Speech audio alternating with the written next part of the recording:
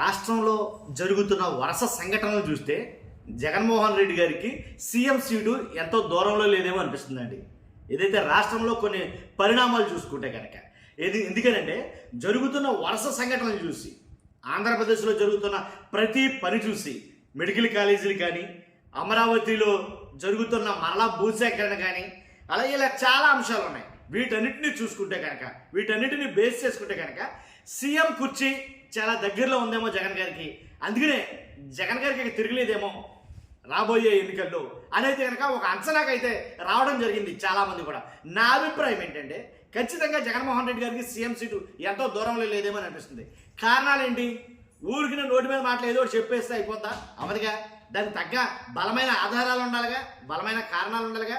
అవేంటో చెప్తాను ఖచ్చితంగా. ఆధారాలు కారణాలు అలాంటివి ఏమి లేకుండా మనమేం కల్పితంగా కట్టుకోదలు కానీ ఏం చెప్పం. మనకు ఉన్నది ఏంటంటే ఖచ్చితంగా సరైన సంఘటనలు గల ఆధారాలు ఉంటేనే. ఫస్ట్ అయితే లైక్ చేయండి, వీడియో ఎండ్ వరకు చూడండి. లైక్ చేయండి, లైక్ చేస్తే ఇన్ఫర్మేషన్ ఎక్కువ మంది షేర్ అవుతుంది, వాళ్ళ అభిప్రాయాలు కూడా మనతో పంచుకుంటారు. అలాగే మీ అభిప్రాయం కూడా ఏంటో కామెంట్ రూపంలో తెలియజేయండి. కొత్తగా మన ఛానల్ చూస్తే పక్కాగా సబ్స్క్రైబ్ చేయండి. మీ అమూల్యమైన అభిప్రాయాన్ని కామెంట్ రూపంలో తెలియజేయండి. జగన్ గారికి నాకు తెలిసి ఇక తిరుగులేదేమో అని అనిపిస్తుంది. ఎందుకంటే ఒకటి కాదు, రెండు కాదు, మూడు కాదు, ఇలా సంఘటనలు కొన్ని వందల సంఘటనలు చెప్పొచ్చు. ఈ 15 నెలల కాలంలో, కూటమి అధికారంలోకి వచ్చిన 15 నెలల కాలంలో కొన్ని వందల సంఘటనలు అయితే కనుక చెప్పొచ్చు. ప్రజలు విపరీతంగా ఆ ప్రభుత్వం మీద వ్యతిరేకతతో ఉన్నారు, ఎలాంటి డౌట్ లేదు.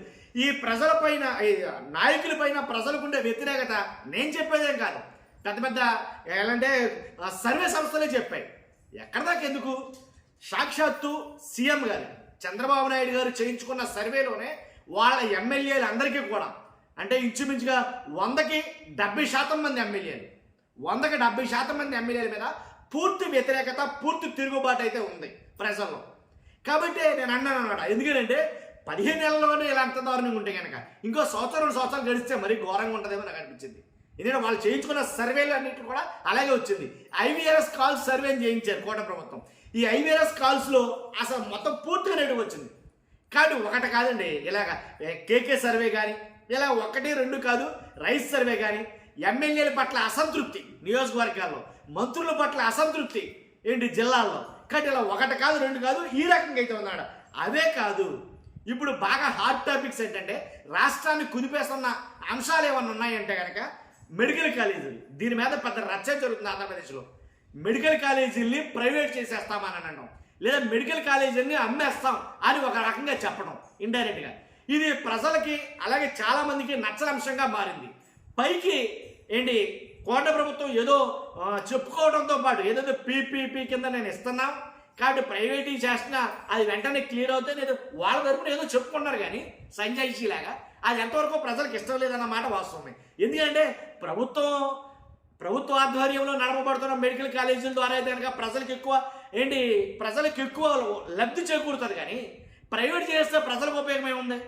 కాబట్టి 1 కాదు, 2 కాదు, ఆల్రెడీ జగన్మోహన్ రెడ్డి గారి హయాంలో 5 కాలేజీలు కంప్లీట్ అయినాయి, ఇంకొక 2 కాలేజీలు అడ్మిషన్ దశలో ఉన్నాయి, మిగిలిన 10 కాలేజీలు నిర్మాణాల దశలో ఉన్నాయి. కాబట్టి వాటిని పట్టించుకోకపోగా మిగిలిన కాలేజీల్ని ప్రైవేట్ పరం చేసేస్తే, ప్రైవేటు వాళ్ళ చేతుల్లోకి వెళ్ళిపోతే వైద్య విద్య అందరినీ ద్రాక్షలా మారిపోతుంది.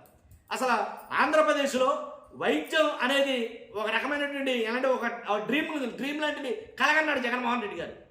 కానీ ఖచ్చితంగా 17 కాలేజీలు అలా వచ్చుంటే కనుక ఆంధ్రప్రదేశ్ దిశ మారినేమో విద్యారంగంలో, వైద్య రంగంలో, అలాగే ఈ మెడికల్ రంగంలో. కాబట్టి అది లేదు, అది కాదు, కాబట్టి దాన్ని ప్రైవేట్ చేసేస్తాం అని అనడం ఎంతవరకు సమంజసం? ఇది ఎవరికీ నచ్చని అంశంగా మారింది. దీని మీద పూర్తిగా ప్రజల వ్యతిరేకత అయితే ఉంది. ప్రభుత్వం అలా చేయడం కరెక్ట్ కాదని చెప్పేసి. కాబట్టి చంద్రబాబు నాయుడు గారు 3 సార్లు ముఖ్యమంత్రి చేసినా సరే ఒక్క మెడికల్ కాలేజీ కూడా తీసుకురాలేకపోయారు. జగన్మోహన్ రెడ్డి గారు ఒకసారి సీఎం చేస్తేనే 17 మెడికల్ కాలేజీలకు అంకురార్పణ చేశాడు, 5 కాలేజీలు కంప్లీట్ చేశారు, 5 కాలేజీలో పిల్లలు వైద్య విద్యను అభ్యసిస్తున్నారు అని ప్రజల్లో ఒక ఇంపాక్ట్ అయితే ఉంది. కానీ ఇలాంటి సంఘటనలు 1 కాదు, 2 కాదు, నేను అని చెప్తున్నాను. ఇలాంటి సంఘటనలు అన్నీ చూసుకుంటే పూర్తిగా వ్యతిరేకత అనేది ఏర్పడింది. అది జగన్మోహన్ రెడ్డి గారికి అది కలిసి వచ్చే అంశంగా మారింది. ఇంకోటి ఏంటంటే, ఏదైతే అమరావతి రాజధాని పేరుతోటి ఎప్పుడైతే అధికారంలోకి వచ్చిందో కూటమి ప్రభుత్వం, ఆ రాజధాని పేరుతోటే మరలా అధికారం పోగొట్టుకుంటుందేమో అని నా అభిప్రాయం. ఎందుకంటే మరలా 45,000 ఎకరాల భూసేకరణ ఎక్కడికి తెచ్చేస్తారు? లక్షలు ఎక్కడి నుంచి తెచ్చేస్తారు వేలు వేలు ఎకరాలు? కాబట్టి ఈ అమరావతి రైతులు ఒకటి కాదు రెండు కాదు, ఈ అమరావతి రాజధాని పేరు మీద చాలా మంది రైతులు మోసపోతున్నారు. పంట పొలాలు బీడు భూములుగా మారే ప్రమాదం ఉంది. కానీ మా బ్రతుకు తెరువులు ఏంటి? అంతకుముందు ఇచ్చిన రైతులే అలో లక్షణం అంటే ఏడుస్తున్నారు. మా పరిస్థితి ఏంటి? మేము ఇవ్వంగాక ఇవ్వం. సిఐడి ఆఫీసులు కాదు, ఎవరు వచ్చినా సరే, ఎమ్మెల్యేలు వచ్చినా, మంత్రులు వచ్చినా, ఎవరు వచ్చినా సరే ఆ ప్రాంత రైతులు మాత్రం మేము భూములు ఇవ్వం అని కరాఖండిగా తెగేసి చెప్తారు. అవసరమైతే టెంట్లేసి కూర్చున్నారు, ఉద్యమాలు చేస్తామంటున్నారు వాళ్ళు. కాబట్టి గుంటూరు కానీ ఆ జిల్లా రాజధాని జిల్లాలు ఏవైతే గుంటూరు కానీ విజయవాడ కానీ ఇలాగ రాజధాని పరిసర ప్రాంతాల్లో ఉన్న జిల్లాలన్నీ కూడా కూటమి ప్రభుత్వానికి పూర్తి వ్యతిరేకంగా అయితే కనుక మారబోతున్నాయి, మారే ఆల్రెడీ. ఎందుకని? ఈ రాజధాని పనుల వల్ల. కాబట్టి తుళ్ళూరు మండలం కానీ, మంగళగిరి మండలం కానీ, తాడేపల్లి మండలం కానీ ఈ మండలాలన్నీ కూడా పూర్తి వ్యతిరేకత అయితే ఇప్పుడు ఉంది ప్రస్తుతానికి. ఇప్పటికిప్పుడు దాంట్లో ఎలాంటి డౌట్ లేదు. కానీ ఇలాంటి అంశాలన్నీ కూడా మెడికల్ కాలేజీలు కానీ, ఇలా అమరావతి కానీ ఇలాంటి పెద్ద పెద్ద అంశాలన్నీ కూడా రాష్ట్రం మీద తీవ్ర ప్రభావం చూపుతున్నాయి. కాబట్టి ఇదంతా జగన్మోహన్ రెడ్డి గారికి కలిసి వచ్చే అంశాలుగా మారబోతున్నాయి. కాబట్టి జగన్ గారికి ఇక తిరుగులేదేమో అని రాజకీయ విశ్లేషకుడిగా నా అంచనా. ఇంకోటి చెప్పండి, ఏదైతే ఆంధ్రప్రదేశ్లో మహిళలపైన జరుగుతున్న అరాచకాలు కావచ్చు, మాలలపైన జరుగుతున్న దాడులు కావచ్చు, ఏపీ అప్పులు కుప్పగా మారడం కావచ్చు, పెరిగిన కరెంటు ధరలు కావచ్చు, తగ్గిన రైతుల పంటల ధరలు కావచ్చు, గిట్టుబాటు ధర లేకపోవచ్చు, ఇలా ఒకటి కాదండి కొన్ని వందలు చెప్పొచ్చు. ఇలాగ ఇప్పుడు జరుగుతున్న ఆంధ్రప్రదేశ్లో జరుగుతున్న సంఘటనలు బట్టి ఇవన్నీ కూడా మైనసే కూటమికి. నేను చెప్తున్నాను కదా, మహిళలపై అరాచకాలు అంటే చూడవసలేదు. రానున్న ఈ గడిచిన 15 నెలల్లో చాలా అరాచకాలు జరిగాయి. దీని మీద తీవ్ర ఎత్తున ప్రజల్లో వ్యతిరేకత అయితే ఉంది. అలాగే కులాలపై దాడులు, మాలలపైన దాడులు రీసెంట్గా ఈ నెలలోనే చాలా దాడులు అయితే జరిగాయి. ఒండి మండలంలో కావచ్చు, కైకలూరులో కావచ్చు, ఇలా చెప్పుకుంటూ పోతే చాలా గ్రామాల్లో. కాబట్టి ఇవన్నీ కూడా అంటే కులాలను టచ్ చేస్తే కనుక ఏ రాజకీయ పార్టీ అయినా సరే కుదేరైపోతాడు, దాంట్లో ఎలాంటి డౌట్ లేదు.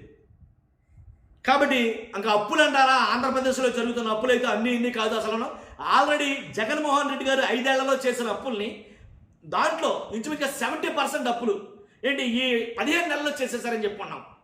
కాబట్టి ఇంకా రానున్న 5 ఏళ్ల కాలంలో చూసుకుంటే కనుక బేభత్సమైనటువంటి రికార్డ్ అయితే క్రియేట్ అవబోతుంది ఆంధ్రప్రదేశ్ అప్పుల విషయంలో. ఒక్కసారి ఇమాజిన్ చేసుకుంటే, ఊహించుకుంటే అసలు ఆంధ్రప్రదేశ్ చేయబోయే అప్పులు, 5 ఏళ్లలో చేయబోయే అప్పులు ఇప్పుడు వరకు స్వాతంత్రం వచ్చిన నాటి నుంచి నేటి వరకు ఎవరు చేయలేని అప్పులు అయితే కనుక చేయబోతుంది. దాంట్లో ఎలాంటి డౌట్ లేదు. మీరు వీడియో సేవ్ చేసి పెట్టుకోవచ్చు, రాసి పెట్టుకోవచ్చు అవసరమైతే ఎక్కడైనా మీరు. కాబట్టి ఇలాంటి సంఘటనలన్నీ మెడికల్ కాలేజీ కావచ్చు, అమరావతి కావచ్చు, ఏపీలో అప్పులు పెరిగిపోతున్న అప్పులు కావచ్చు, ఇలాంటి సంఘటనలన్నీ సీఎం సీటుకి మెట్లు వేస్తున్నాయి జగన్మోహన్ రెడ్డి గారికి. ఒక మెట్టు ఇలా మెట్లు పరుచుకుంటూ వెళ్తున్నట్టే జరుగుతున్న సంఘటనలు. కాబట్టి ఏమైనా తీరు మార్చుకుంటే కనుక ఆలోచించాల్సిన విషయం వస్తుంది. కూటమి ఇక మీదట ఇలా కాదు, మనం భయంకరంగా అప్పులు చేస్తున్నాం, కానీ అమరావతి మీద మనం చేస్తున్న పని ఇది కరెక్ట్ కాదు. కాబట్టి అలాగే మెడికల్ కాలేజీ విషయంలో మనం చేస్తున్న నిర్ణయం, మనం తీసుకున్న నిర్ణయం సరైన నిర్ణయం కాదు అని అన్ని కూడా విత్డ్రా చేసుకుని మరలా పునరాలోచించుకుంటే కనుక ఏమైనా అవకాశం ఉంటుందేమో, ఆస్కారం ఉంటుందేమో. ఎప్పటికైతే కనుక చాలా బ్యాడ్ అయిపోయింది, మామూలు బ్యాడ్ కాదు, ఇక చెరుపుకోలేనంత బ్యాడ్ అయింది నాకు తెలిసి 15 నెలల కాలంలో. ఏంటి ల్యాండ్ శాండ్ ఇక అవి ఇవి కాదు. ఎమ్మెల్యేలు అయితే కనుక కొంతమంది ఫస్ట్ టైం ఎమ్మెల్యేలు లాస్ట్ టైం ఎమ్మెల్యేలుగా మిగిలిపోతారేమో అని చంద్రబాబు నాయుడు గారే హెచ్చరికలు జారీ చేసి ఒక్కొక్కరిని రూముల్లోకి పిలిపించుకుని ఏంటయ్యా నీ పద్ధతి, ఏంటయ్యా మీరు చేస్తాయి, ఏంటయ్యా ఆ దోపిడీ, ఏంటయ్యా దౌర్జన్యం, ఏంటయ్యా భూ కబ్జాలు అని ఒక్కో ఎమ్మెల్యేని కూర్చోబెట్టి వరుసగా ఎల్కేజీ పిల్లల క్లాసులు ఇచ్చినట్టు ఒక్కొక్కరికి క్లాసులు ఇస్తున్నారయ్యే. వాళ్ళు ఏం చేస్తున్నారు ఎమ్మెల్యేలు? చంద్రబాబు నాయుడు గారు చెప్పిన సేపు లోపల బాగా ఉన్నారు, బయటకు వచ్చిన తర్వాత యథా రాజా తదా ప్రజా అన్నట్టుగా వాళ్ళ పరిస్థితులు వాళ్ళు ఉన్నారు. అందరికీ దోసాయి, దేవమండలి ఇల్లు చక్కబెట్టాయి. ఎందుకంటే మరలా మనకు కనీసం ఎమ్మెల్యే సీటు వస్తుందో లేదో తెలియదు, మరలా మనకు సీటు ఇస్తారో లేదో తెలియదు, మరలా ఇచ్చినా మనం గెలుస్తామో లేదో తెలియదు, ఈ పార్టీ మళ్ళీ వస్తుందో లేదో తెలియదు అనే అనుమానాలతోటి మొత్తం నిప్పుల్లా ఉన్నారో అందరికీ దోచేస్తున్నారు. ఆ దోచేస్తున్నారని చంద్రబాబు నాయుడు గారు కావచ్చు, పవన్ కళ్యాణ్ గారు కావచ్చు, వాళ్ళందరినీ పిలిచి ఆల్రెడీ పెడుతున్నారా. ఎంత చేసినా అంతే అన్నట్టు వాళ్ళ విధానం మార్చుకోవట్లేదు. కానీ వాళ్ళ విధానాలు మార్చుకోకపోతే కనుక అదే ఎమ్మెల్యేలు అలాగే ఉంటే కనుక ఈసారి జగన్మోహన్ రెడ్డి గారికి ఇక్కడ తిరుగులేదు, రాసుకోవచ్చు, దాంట్లో ఎలాంటి డౌట్ లేదు. కాబట్టి ఇలాగ ఒకటి కాదు, కరెంట్ ఛార్జీలు అన్నారు, పెంచమన్నారు, మీటర్లు బిగించమన్నారు, ఇలా ఒకటి కాదు రెండు కాదండి, అన్నీ సకలం కూడా ఆంధ్రప్రదేశ్లో అలాగే ఉంది. కాబట్టే నేను చెప్పా, ఊరికి నేను చెప్పలా, ఇవన్నీ కూడా ఊరికి నేను చెప్పలేదు. కాబట్టే 100% ఇలా జరుగుతుంది కాబట్టే మీకు చెప్పాను అనమాట. దాడులు కావచ్చు, అరెస్టులు కావచ్చు, లేనిపోని కేసులు కావచ్చు, ఎమ్మెల్యేల అరెస్టులు కావచ్చు. ఎమ్మెల్యేలు అరెస్టులు చేసుకుంటే అదో విధానం. సామాన్య ప్రజలు లేదా సోషల్ మీడియాలో ఎవడన్నా చిటుక్కు మంది అంటే చాలు నడు సరిదే బట్టలు సరిదే అంటారు అంతే. ఏంటి వాడు మంచి చెప్తున్నాడు చెడు చెప్తున్నాడు వీళ్ళకి అంతా అవసరమే కాదు. కాబట్టి సోషల్ మీడియా అరెస్టులు, వైఎస్ఆర్సీపీ సోషల్ మీడియా అరెస్టులు ఎలాగో జరిగినాయి. అవి కొన్ని వేల మందిని ఏంటి కేసులు పెట్టారన్నారు, 100 మంది అరెస్టులు అయితే చేశారు. అవన్నీ పక్కన పెడితే మామూలు సగటు యూట్యూబర్ లాంటి ఇలాంటి కూడా చాలా ఇబ్బందులు అయితే గురయ్యారు అన్నమాట వాస్తవమే. కాబట్టి నిజాన్ని చెప్పాలి కదా. ప్రభుత్వం ఏదన్నా సరే, పార్టీ ఏదన్నా సరే, అధికారంలో ఏదన్నా సరే ఖచ్చితంగా అధికారంలో జరుగుతున్న తప్పులు ఒప్పుడు చూపించాల్సిన బాధ్యత ఉంది కదా. ఒక సామాన్య మానవుడికైనా ఉంటుంది ఇలాంటిది. కాబట్టి ఈ రకంగా జరుగుతుంది. కాబట్టి ఆంధ్రప్రదేశ్లో ఇలాగే కంటిన్యూ అవుతే ఈ 15 నెలల పరిపాలన కాలంలో ఏదైతే కంటిన్యూ అయిందో ఇదే కంటిన్యూ అయితే కనుక చూసుకోవసరం లేదు. అసలు డ్యామ్ షూర్గా జగన్ గారికి తిరగలేదనమాట. దాంట్లో ఎలాంటి డౌట్ లేదు. చూస్తున్న మీరు అందరూ కూడా మీ అభిప్రాయం కలిసి కామెంట్ రూపంలో తెలియజేయండి. ఫస్ట్ అయితే లైక్ చేయండి, ఎందుకంటే అందరికీ తెలియాల్సిన ఇన్ఫర్మేషన్ కాబట్టి మీ బాధ్యత చెప్తాను. అది కొత్తగా మన ఛానల్స్ పక్కాగా సబ్స్క్రైబ్ చేయండి. Thank you very much.